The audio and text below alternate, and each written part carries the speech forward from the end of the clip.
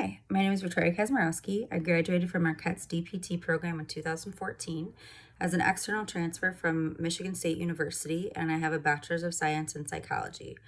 Currently, I'm working on an inpatient rehab unit at St. Luke's Medical Center in Milwaukee. Previously, I was on 2 cardiac units that specialized in bypass surgery, cardiac stenting, LVAD implantation, and heart transplants.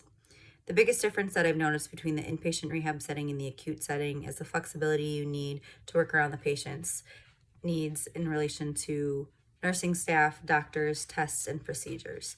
On the acute side, they still need a lot of monitoring. There's much more lines that you have to deal with. Sometimes there's various procedures like wound debridement, or they might have to go off the floor for dialysis, or maybe they're having an x-ray. So working around all those different things is something that you get used to on the acute side versus the inpatient rehab side, where you have more allotted time specifically with the patients, and the medical procedures and tests are usually more limited in that setting. Also on the acute side, I've learned how to make sure to pay attention to more lab values, their blood pressure, their blood sugar, making sure their blood levels, like their hemoglobin and hematocrit, are appropriate for activity, and working closely with the doctors and the nurses to ensure that the safety of the patient comes first, and that if they need to be held for the day because their blood levels are too low and they're going to get a transfusion, then that's what's safest for the patient. The main goal in the acute setting is to determine the discharge plan, if it's going to be home, subacute rehab, an LTAC, or the inpatient rehab unit. Ideally, most patients would like to go home if they have enough support and if they're able to tolerate getting in and out of bed safely, up and down the stairs, on and off the toilet, things that they need to do throughout their daily life without too much assist or assist from a family member.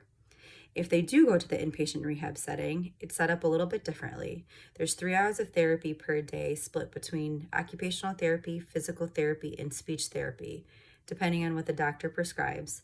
They can modify the schedule if someone has to leave the floor for dialysis and isn't able to tolerate quite as much therapy. Ideally, we can send patients straight home from the inpatient rehab setting, but in certain circumstances, they might have to go to a subacute facility for more therapy and make sure that they're strong enough before they can get back home. Right now, we're not able to do any home visits, but what we have been doing is some virtual visits in order to help get the patients home faster with their family members if they just need some family teaching.